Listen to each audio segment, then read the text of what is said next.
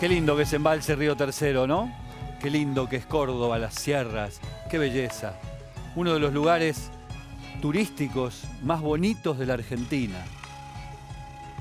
Hasta que uno toma dimensión de que en esa geografía está instalada una central nuclear. La central nuclear de Embalse Río Tercero, que como toda central nuclear no tiene riesgo cero. Como toda central nuclear, podría remitirnos, por ejemplo, a esa serie que hoy discute todo el mundo como si fuese la gran novedad. Aclaro, serie que está excelentemente bien hecha, y estoy hablando de Chernobyl. Hoy vamos a hablar de la decisión, a mi juicio muy controvertida, del Estado argentino de prorrogarle la vida útil a Embalse Río Tercero para tener más energía nuclear cuando el mundo va hacia menos energía nuclear. Mientras tanto, saben ustedes, les muestro las plantas nativas que siempre nos ofrece el vivero de Villa Domínico del Seamse, las frutas y verduras de estación que están a lo largo de toda nuestra escenografía y como siempre, de telón de fondo de nuestros conceptos respecto de cuál es el problema ambiental más grave de la Argentina, la basura.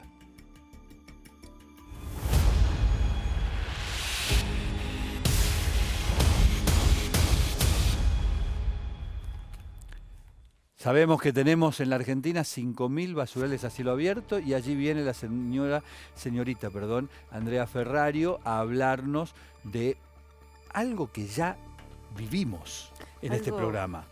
Algo que ya... Que fuimos... ¡Dos veces! Sí, le estamos viendo a ver qué está pasando, si las cosas cambian, si qué sé yo, esta cierta esperanza que nos da por ahí volver un año después a un lugar y decir, che, ¿habrá cambiado algo?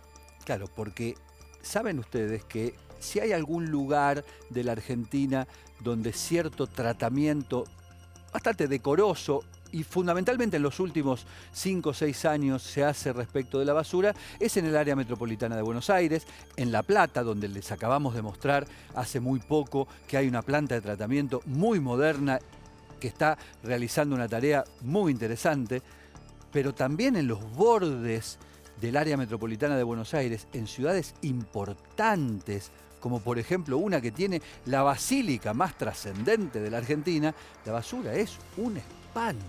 Es un espanto. Nosotros, fuimos con Tommy esperanzados realmente de encontrar algo que haya cambiado un poco. Por tercera vez. Por tercera vez, sí, pues la primera vez llovió mucho, así que volvimos y yo no sé si se puede decir que está peor, igual diría que está igual o peor. Muchísimo olor, muchísimo humo que afecta a todo el alrededor de Luján. Hay días que no se puede ni ver en Luján, producto de las quemas intencionales que hay en este basural. Pero el detalle interesante, y por eso yo insistí varias veces con esto de tercera vez, es porque fuimos una vez cuando el basural era un horror.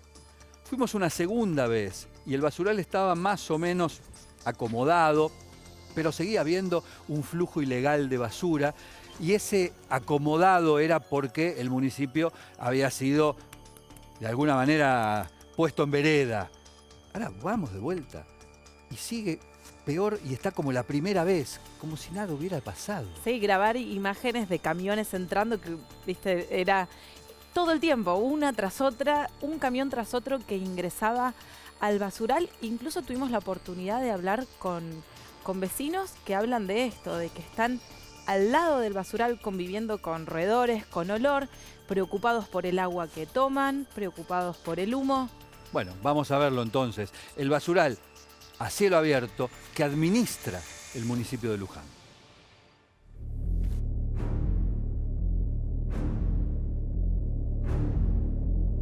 Un año después estamos de vuelta en el basural a cielo abierto de Luján, uno de los basurales más grandes de la República Argentina. Y vamos a ver en qué estado lo encontramos esta vez.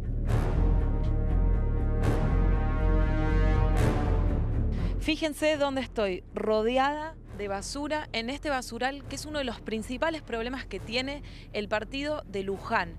Un basural en donde no se trata la basura, no hay separación, no hay rellenos sanitarios, simplemente entran los camiones y depositan la basura sobre este predio que está muy cerca de donde viven los 120.000 habitantes de este partido. Federovisky. Escúcheme una cosa, señor.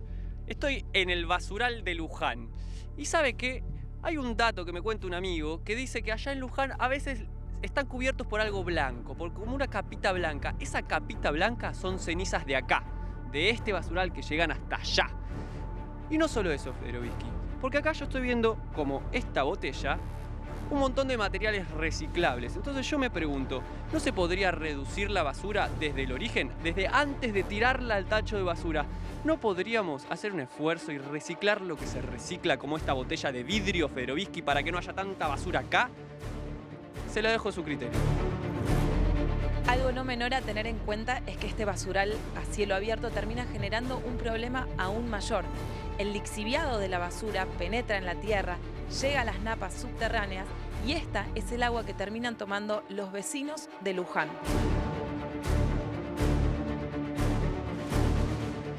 Mirá, esto que tenemos acá es una de las soluciones que encontraron para hacerse cargo de la basura, las quemas intencionales, porque realmente este espacio no da abasto para la cantidad de basura que estamos generando.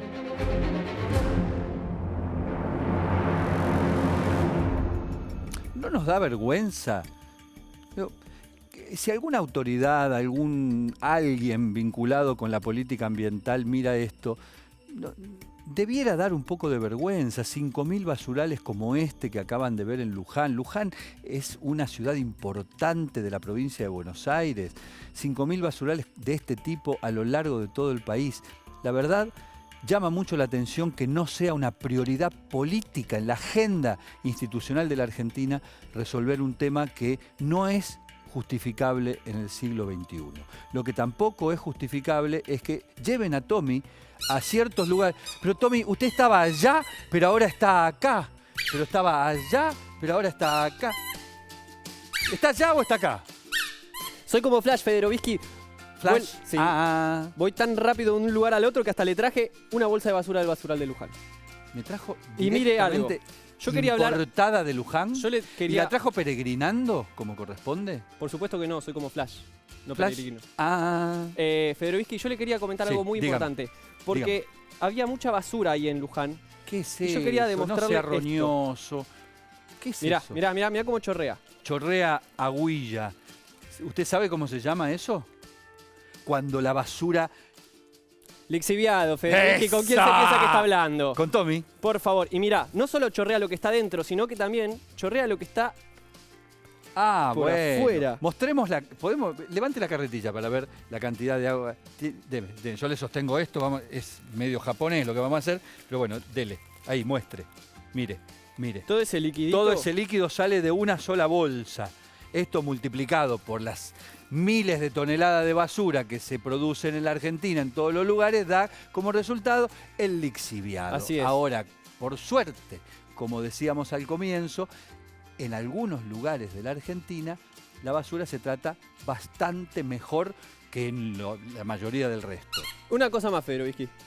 Usted al principio habló de la diferencia de un coral y una planta, ¿no es cierto? No hablé. Lo iba a decir después. Porque yo le quería preguntar si Bob Esponja es planta o coral. Bueno. Espere, vamos 2 pasos para atrás. ¿Qué tal? Les quiero proponer una adivinanza. ¿Qué es un coral? Esta parte no iba ahora, Tommy, pero no importa. ¿Qué es un coral? Un coral es una planta, un mineral, es decir, una roca, o es un animal. ¿Y Bob Esponja qué es entonces?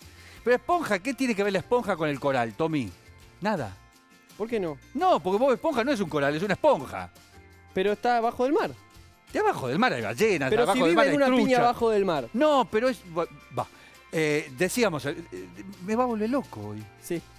Me va a volver loco. Sí. Una esponja es una esponja, un coral es un coral. ¿Qué es un coral? ¿Una planta, un animal o un mineral? Esta es la pregunta para que usted responda y lo que se gana es una semana de vacaciones con Tommy.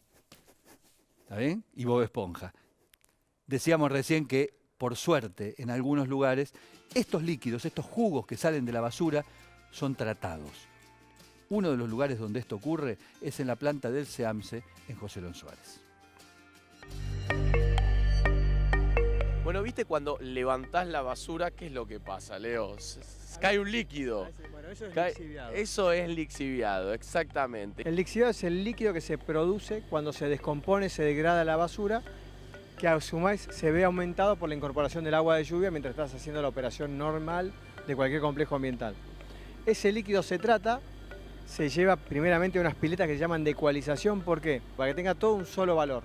Unificar el líquido. Después que pasa de la pileta de ecualización, vas a las piletas que vemos allá al fondo, las del proceso anaeróbico, en donde ahí lo que se hace es sedimentan todo lo que son los sólidos en suspensión. Y después de ahí las pasás a estas piletas que son las piletas de aireación. Esos tubos blancos que vos ves ahí son aireadores de profundidad. Cuando insuflás el aire, se genera esta espuma que se llama floc orgánico, que genera una bacteria que ayuda al proceso de tratamiento del líquido. Luego de ahí pasa una membrana de ultrafiltración en donde se les retiene todo lo que no es biodegradable, y después de ahí ya pasa a la cloración para el vuelco a la laguna, que en esa laguna nosotros tenemos peces, tenemos plantas acuáticas, para demostrar que se puede interactuar tranquilamente entre los residuos o la planta de tratamiento de residuos y el medio ambiente. Este líquido que vos ves acá, en un basural va a las napas de agua, porque no tiene las barreras de impermeabilización que permiten que lo puedas captar y tratar. En su totalidad el complejo trata 4.500 metros cúbicos día de lixiviado y estamos haciendo una ampliación para llevarlo a 5.500. De ese líquido tratado, el 75% lo reutilizamos nosotros en riego de espacios verdes, de caminería, limpieza de equipos. Se reutiliza el líquido.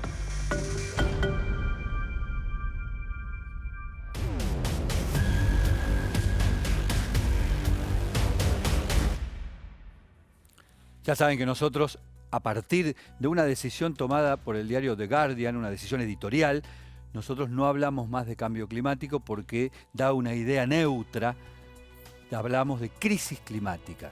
Y esa crisis climática, por ejemplo, pone en riesgo los corales. Recién hacíamos una broma con Tommy en relación a si Bob Esponja era o no un coral. Lo cierto es que la esponja es una esponja. ¿Y los corales qué son? Plantas, animales, minerales. En un rato vamos a hablar de eso. Pero también la crisis climática pone en riesgo de extinción algunas especies que ven afectado su hábitat, el lugar en donde viven. ¿Por qué? Simplemente por el aumento de la temperatura y la pérdida de las condiciones en las que habitaban hasta ahora. Le pasa, por ejemplo, a los pingüinos.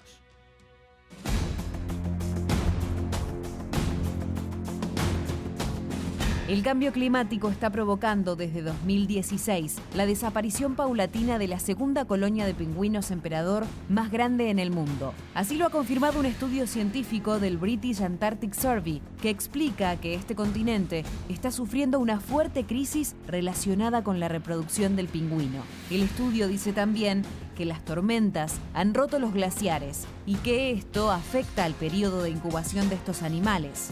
Este hecho tuvo como consecuencia que casi todas las crías murieran debido al derretimiento de su hábitat en los últimos 3 años.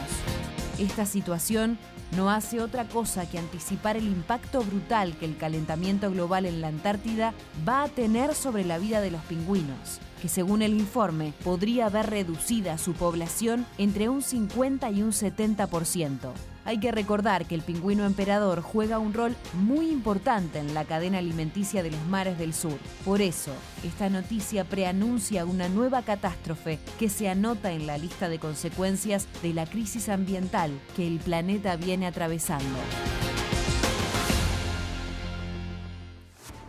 El aumento de la temperatura, por ejemplo, en la Antártida, no solamente provoca estas cuestiones asociadas al pingüino emperador, también al subir la temperatura del agua provoca la pérdida del krill. Y el krill se alimenta de las ballenas y las ballenas entran en riesgo porque ya no tienen krill de dónde alimentarse y así sucesivamente. Eso se llama ciclo de la vida. Gaby, ¿cómo va?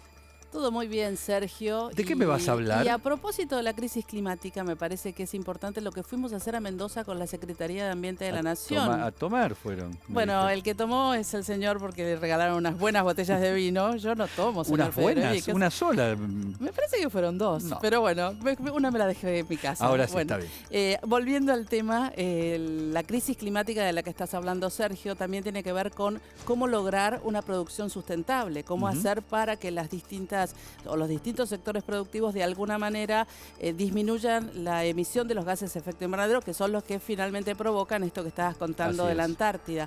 Bueno, la Secretaría de Ambiente de la Nación elaboró unas guías de buenas prácticas ambientales. Esas guías son, la verdad que el objetivo tiene que ver con esto, con una mejora en toda la producción sustentable, desde, en este caso, que fuimos a una bodega, desde la vid, desde la siembra, la cosecha de la uva, hasta llegar a la botella, de vino. O sea que todo el proceso, no solamente lo que tiene que ver específicamente con la cosecha de la vid, en este caso, todo el proceso de producción de la uva, desde la siembra hasta la botella final, sea sustentable. Sí, por eso es que ellos trabajan los recursos, el recurso agua, que sabemos que Mendoza es una de las provincias con mayores problemas. Así es. Y la vid necesita agua, el recurso suelo, la aplicación de fitosanitarios, de lo que hablamos siempre en este programa, y después todo lo que tiene que ver con la producción en la bodega, ya sea, el residuo de la uva, el residuo de las botellas, hasta llegar, por supuesto, el vino que vos te tomaste. Bueno, vamos a ver lo que hizo la señorita Wiesenthal en Mendoza. Estamos en San Rafael, Mendoza, presentando las guías de buenas prácticas para el sector vitivinícola. Son guías de producción sustentable. Estas guías forman parte de la Estrategia Nacional de Producción y Consumo que estamos desarrollando desde la Secretaría de Gobierno de Ambiente y Desarrollo Sustentable de la Nación, y es una herramienta que tiene como objetivo principal la incorporación de buenas prácticas ambientales a lo largo de toda la cadena y de todo el ciclo de vida del vino específicamente, sobre todo especialmente desde los viñedos hasta las bodegas. ¿Por qué ser ambientable en la vitivinicultura? Uno de los problemas que enfrentamos es la escasez de recurso hídrico. Como consecuencia del cambio climático se están reduciendo las precipitaciones niveas en la cordillera, se está reduciendo el caudal de los ríos y eso nos obliga a ser mucho más eficientes en el uso del recurso hídrico. Uno de los aspectos fundamentales que tenemos que trabajar es el cuidado del riego.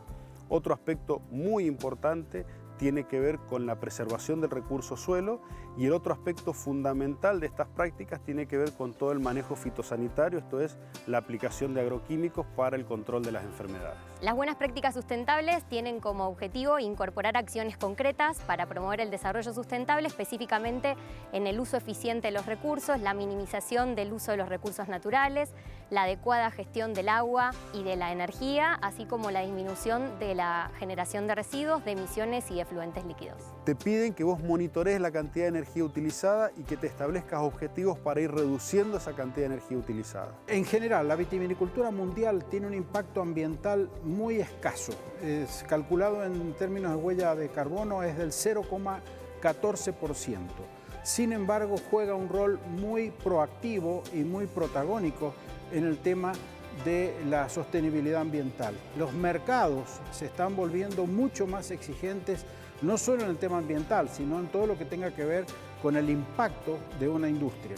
El sector vitivinícola es uno de los principales sectores agroindustriales de nuestro país, por eso identificamos como un sector prioritario para intervenir y para poder acompañar a los productores en la incorporación de medidas de producción sustentable en el sector. Trabajamos para promover la incorporación de medidas sustentables que a su vez contribuyan a la mitigación de los gases de efecto invernadero.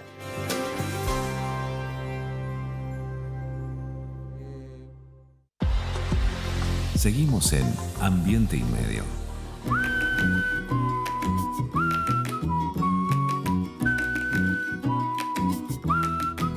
En la provincia convivíamos con el miedo de ir a la cancha y ser rehenes de los barras. Ahora vivimos con la firmeza de dejarlos afuera. Ya logramos que 3.000 barra bravas no puedan entrar a una cancha, para que el hincha de verdad pueda volver a los estadios. Buenos Aires provincia, entre todos podemos más. Hace 20 años, todos se fueron de Pripyat. Pripyat era una ciudad modelo de Ucrania. Vivían 50.000 habitantes. En Pripyat, todo está tal cual aquel día. el día en que se fueron todos, el día del desastre de Chernóbil.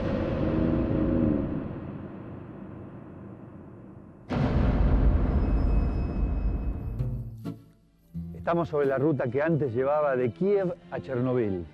Hoy esta ruta tiene una barrera. No se puede pasar. Aquí está la zona de exclusión. Estamos a 30 kilómetros del reactor de Chernóbil. La zona de exclusión. Por detrás de esta barrera está el horror. A la 1:30 de la madrugada del 26 de abril de 1986 cambió el mundo. El futuro mostró su peor rostro. Una catástrofe de nuevo tipo se había presentado en sociedad ante el planeta. Un desastre nuclear. A diferencia de un terremoto, una inundación o un tornado, la naturaleza no está preparada para un desastre nuclear. Por eso las consecuencias aún hoy están en el aire, en la tierra, en la gente que aquí vive y en los que van a nacer. Irónicamente, una prueba de seguridad fue lo que hizo explotar el maldito reactor número 4.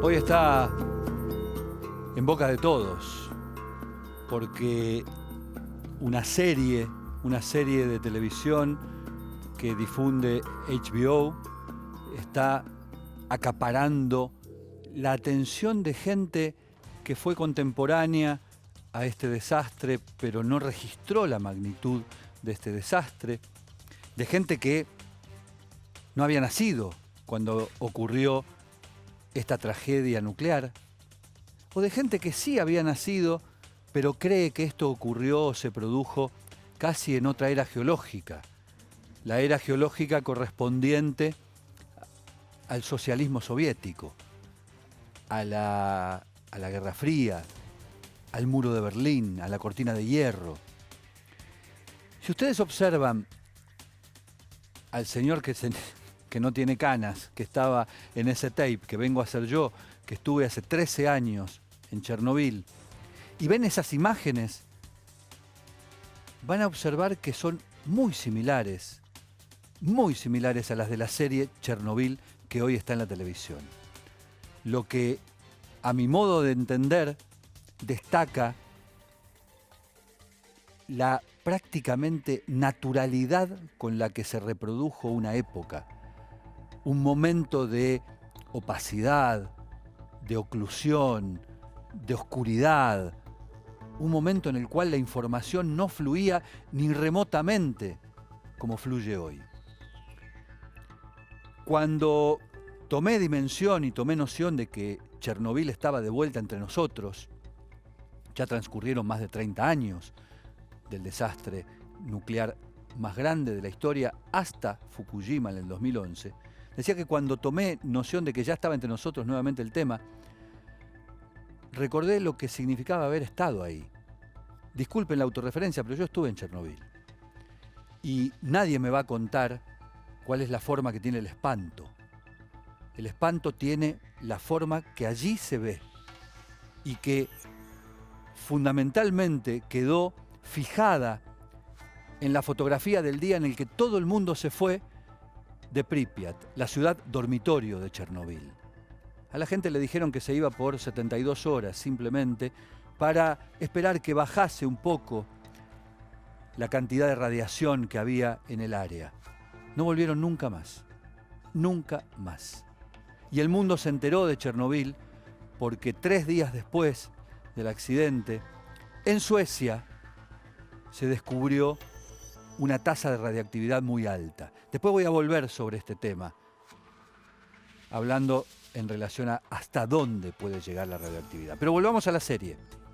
Y la serie tiene tal peso hoy, tal peso dramático y tal peso respecto de esta era, de esta época en la que vivimos, que fuimos a hablar con un amigo de la casa que además sabe de cine, sabe de series, mucho más que nosotros, para que nos hiciera una pequeña lectura. Alexis Puig, en Ambiente y Medio, contándonos qué ve hoy él de la serie Chernóbil. Hola Sergio, un placer estar en Ambiente y Medio. Por supuesto, todavía impactado por el visionado de Chernobyl, la serie de HBO, que en realidad es una adquisición de HBO, es una producción inglesa muy bien realizada, que digamos va un paso más allá de lo que es la cuestión ecológica o de medio ambiente dentro del cine o las series. ¿Por qué? Porque generalmente este tipo de temas han sido utilizados dentro de lo que es llamado el cine catástrofe, hablando justamente de la cuestión del planeta a punto de explotar y ese tipo de cosas. En este caso, primero y principal, teniendo en cuenta que es una historia verídica que vos seguramente conocés muy bien, de hecho me has contado que has estado ahí por Chernobyl y obviamente tenés muy claro cuánto hay de real y cuánto no. Pero en materia cinematográfica o en materia, digamos, de estilística, yo te puedo decir que es una serie fuera de lo común. Primero y principal, por tocar un tema verídico casi desconocido en cuanto a los vericuetos para el gran público. Segundo, por la calidad de realización, la estética de la Unión Soviética de aquellos años, con Gorbachev todavía comandando. Y además la cuestión que tiene que ver con contar una historia dentro de lo que es el género de suspenso, thriller, catástrofe, con toques de horror, con un monstruo invisible, como es el de la radiación. A mí es una de las cosas que más me gustó de Chernobyl, más allá de todo esto que te decía de los valores de realización y de reconstrucción. Una de las cosas que más me gustó es que aborda varios subgéneros. Uno de ellos es el terror, con un personaje, con un monstruo, si se quiere, invisible, al que no se ve, pero que causa pánico. Y está muy bien demostrado, sobre todo, por ejemplo, al final del primer capítulo. Esto no es un spoileo, obviamente. Cuando ves a unos niños yendo a una escuela y el último plano es el de un pájaro que cae muerto sobre una plaza.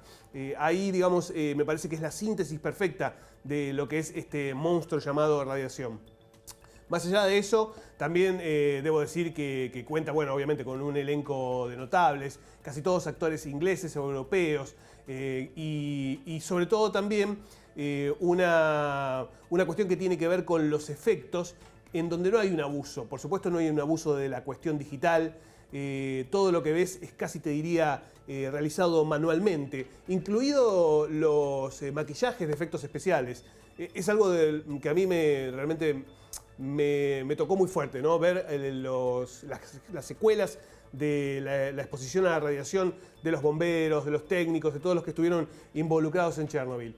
Hay también un momento muy clave que es cuando la científica que está investigando las causas por lo que se desarrolla esta explosión, que lo hace Emily Watson, va al hospital en Moscú y se encuentra con los cuerpos justamente destruidos de los sobrevivientes por poco tiempo, ¿no?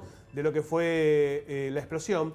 Y uno se encuentra con secuencias que tranquilamente podrían ser de películas de muertos vivientes, de zombies y demás. Sin embargo, es realidad. Me parece que eso tiene un impacto que quizás no tendría otra película del género o una serie del género, porque esto es real, ¿no?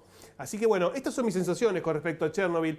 Son 5 capítulos que merecen la pena verlos. Si no los vieron, me parece que es una muy buen plan para visionado, no solamente por esta cuestión del entretenimiento, que de última es, digamos, el gran fin que tiene una serie o una película, entretener, sino también por la cuestión que hay detrás y que tiene que ver con el desarrollo de una historia verídica, las causas y las consecuencias de la misma.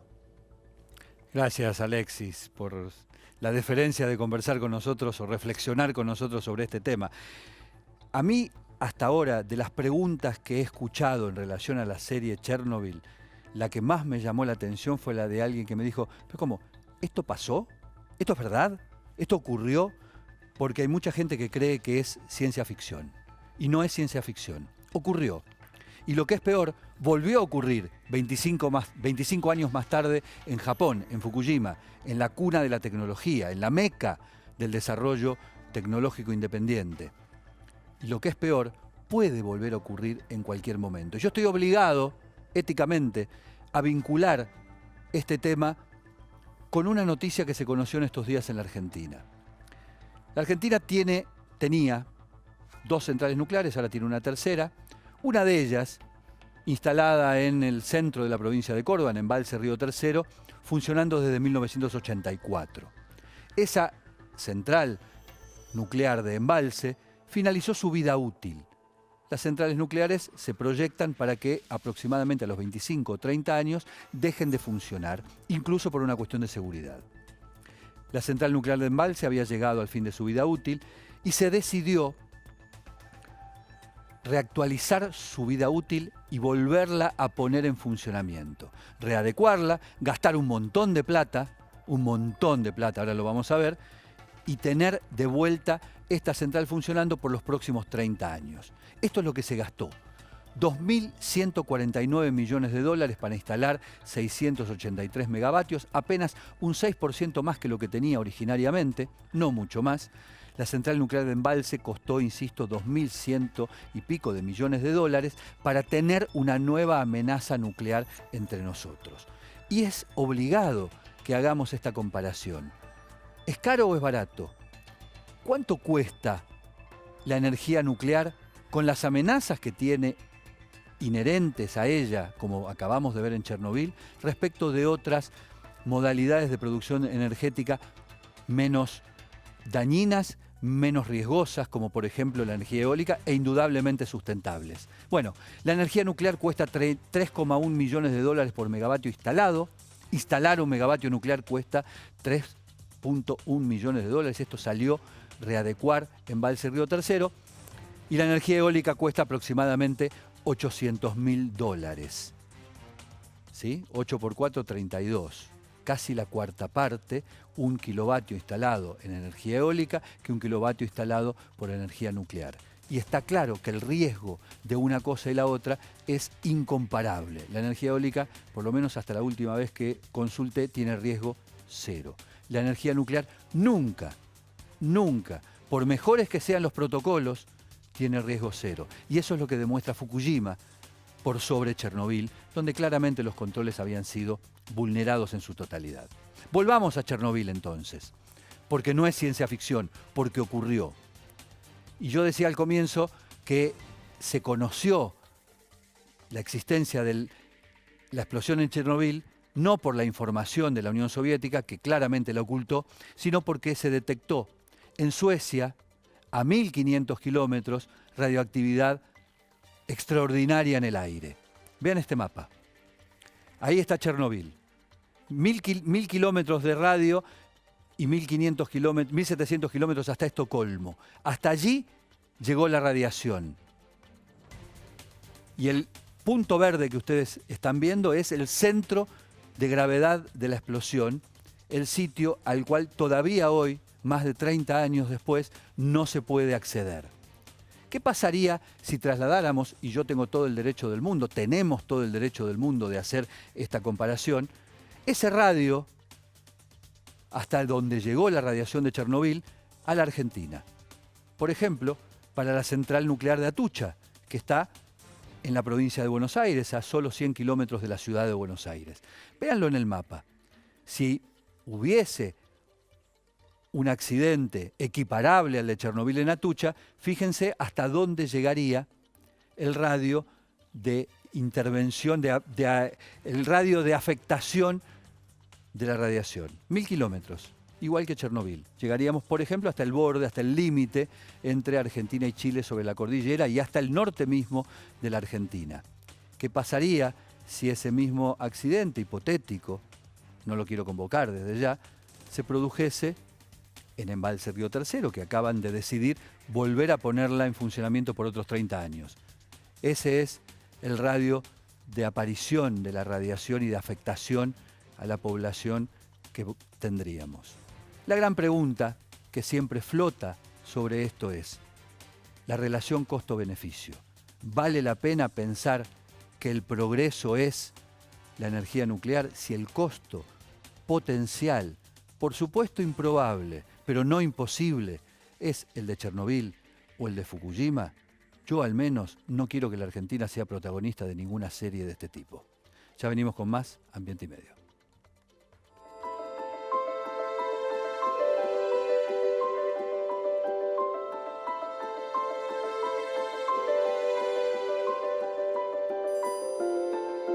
Iniciamos el sendero dentro del Parque Nacional Tierra del Fuego.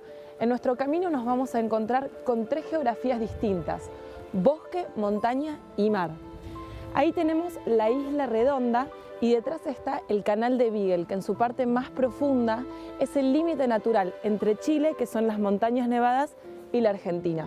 Es un área protegida creada en el año 1960 que protege una muestra representativa del bosque patagónico.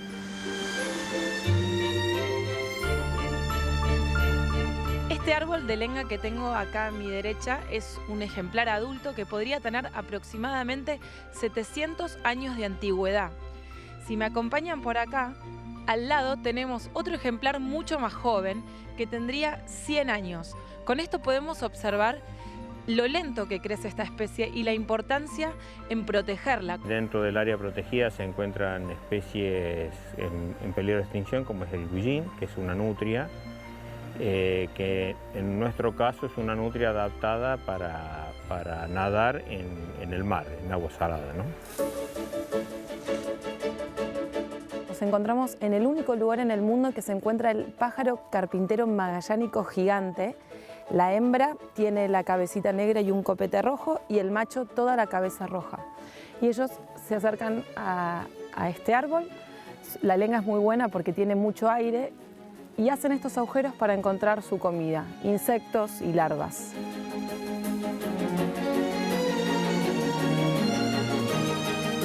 El turbal es muy importante para ustedes para poder estudiar este ecosistema y su historia. Sí, este es otro de los valores de conservación del Parque Nacional. No hay que olvidar que la mayoría de los turbales de la República Argentina se encuentran en Tierra del Fuego, ¿no?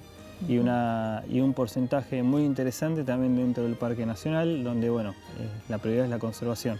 Los turbales se forman en depresiones, ¿no? Por acumulación de materia orgánica, que por el mismo clima, la calidad del clima y la poca existencia de bacterias en este sector, reduce mucho lo que es la desintegración de ese material, ¿no? O sea, la putrefacción de ese material. Que hace esto que estamos tocando ahora, ¿no? Que uno parece que fuera acolchado. Es escalofriante encontrarse con este paisaje y con esta geografía totalmente cambiada y este bosque muerto a partir de los castores. Efectivamente, esta es una muestra, este bosque, el bosque que está este bosque que es un bosque ribereño, porque acá hay un curso de agua. La mayor parte de estos árboles han muerto porque una familia de castores o una colonia de castores hizo un dique hace unos años atrás. Este lugar se inundó y como los árboles de esta región no están adaptados para vivir con las raíces inundadas, se murieron. Otros fueron directamente cortados o abatidos por los castores para utilizarlos como material tanto para el dique como para su madriguera. ¿Y hoy es este el principal problema que ustedes tienen acá en el Parque Nacional Tierra del Fuego? Y desde el punto de vista de las especies invasoras, el bisón, el conejo europeo, el salmón chinook, hay varias especies.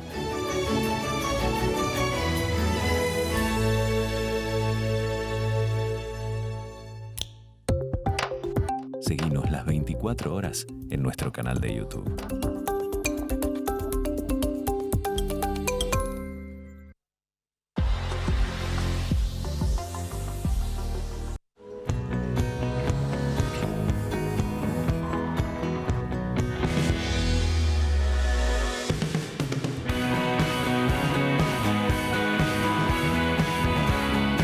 Vamos, Buenos Aires.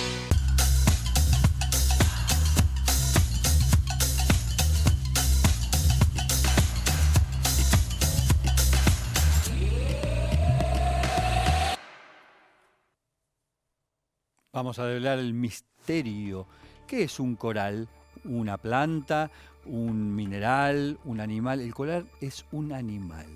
Son animales coloniales que se juntan un montón y forman esa estructura que se alimentan de pequeñísimos, microscópicos animalitos marinos, pero también tienen una simbiosis con un alga que les da ese color, esa coloración y que hace que sean muy dependientes de el agua baja y con muchísima luminosidad, para que esas algas puedan hacer fotosíntesis y darle alimento a los corales que, insisto, son animales. Animales amenazados básicamente por el cambio climático que se encuentran principalmente en la barrera coralina de Australia, la más grande que hay en el planeta, y también buena parte en Centroamérica. El cambio climático está destrozando los corales y con ello buena parte de la vida en el planeta. Me dicen por cucaracha que viene de Moscú directamente uno de los... Federovsky. Sí, es verdad, es uno de los protagonistas de la serie Chernobyl, ¿no? Federovsky, lo estuve escuchando el bloque anterior. Pero tiene que hablar en ruso. Federovsky, lo estuve Parece escuchando. Ricardo Spalter. Lo estuve escuchando el bloque anterior y me fui a preparar. Yo le traje barbijos y le traje caramelos de yodo por las dudas. Esto es lo que... Tengo para todo el estudio, no se preocupen, hagan fila tranquilos. Yo les voy a repartir a todos lo que es necesario. Esto es lo que para dicen que frente a me una... están diciendo que si pasa algo en cualquier lugar de Argentina, de que alguna Pero si yo me pongo... acá hasta Buenos Aires y nos podemos ir a radiar. Entonces yo me puse el traje antirradiación, me puse la máscara para... Pare, ¿qué hace con...? Esto no es un coral, No, esto pero- es una no, esponja. no. Sí, ahí está. Uy, se cayó. Mire, Tommy, yo le voy a aclarar una cosa. La radiación pasa a través de esto. No tengo dudas. Se quedó mal. Ay, pobre. ¿Cómo que pasa a través del barbijo? Y claro que pasa a través del barbijo. La radiación no se toca, no se huele, no se siente, pero atraviesa esto. Y la Es el pastilla monstruo de yodo invisible. es el monstruo invisible. Tiene usted razón. Usted es un monstruo visible. Gracias, Tommy. Ya venimos con más ambiente y medio.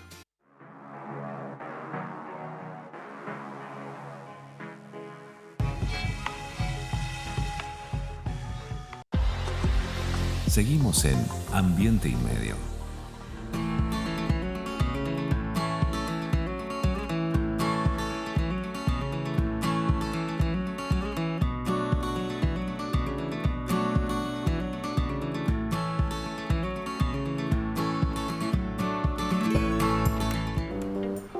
Cada viaje es único.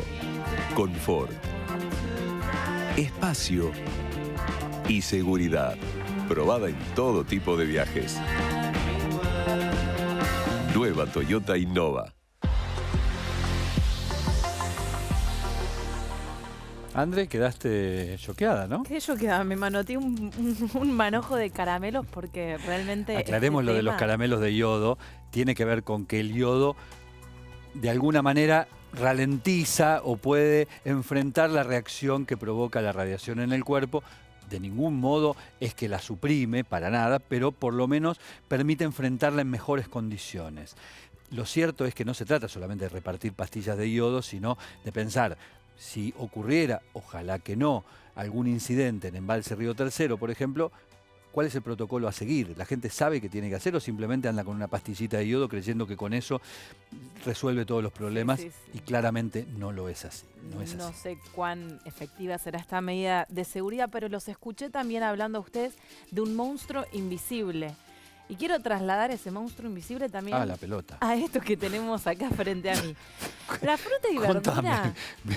que nosotros consumimos a diario cuando vamos a cualquier mercado tiene muchísimos pesticidas, Que no vemos. herbicidas, Por que eso no lo de vemos. invisible, Quizás efectivamente. un monstruo un poco más pequeño, pero de alguna manera es invisible Monstruito. y está, es un monstruito.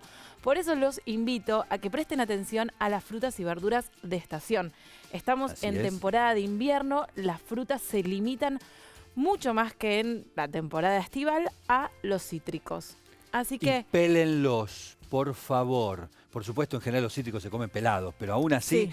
traten de no tener contacto directo con la cáscara, por las duditas. Así que limón, mandarina, pomelo, naranja. Al Hay pomelo opción.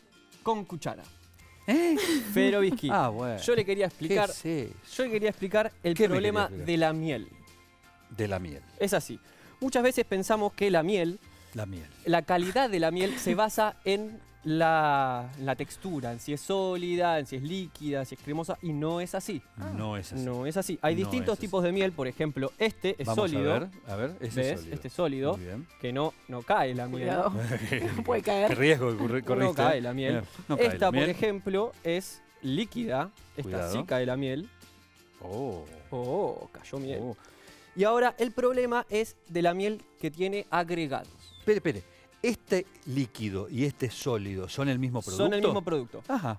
Lo que varía es dependiendo de qué flores polinizan las abejas. Pero eso es del gusto, simplemente, no de la Ok, calidad. muy bien. Ahora, el problema es de los agregados. Agregados. Esta miel que no es miel. Es una miel. Dice alimento de fructuosa a base con miel. Alimento de fructosa con miel. Tiene un poquito de miel, pero no es miel. ¿Tiene o no tiene? Tiene un poquito de pero miel. No es pero miel. También, mirá cómo parece miel. ¿No es cierto? Pero no es miel. Pero no es miel. Así que hay que estar atentos. Está hecho a base de miel. Quiere decir que tiene otras cosas. No, acá dice alimento a base de fructosa con miel. ¿Y la fructosa de dónde viene? Tiene un poquitito de miel. ¿Y de dónde viene la fructosa? Acá aprovecho lo que dice ¿De Andrea. dónde viene la fructosa? Yo acá aprovecho lo que dice Andrea. La fructosa viene del maíz. Jarabe de maíz se le agrega.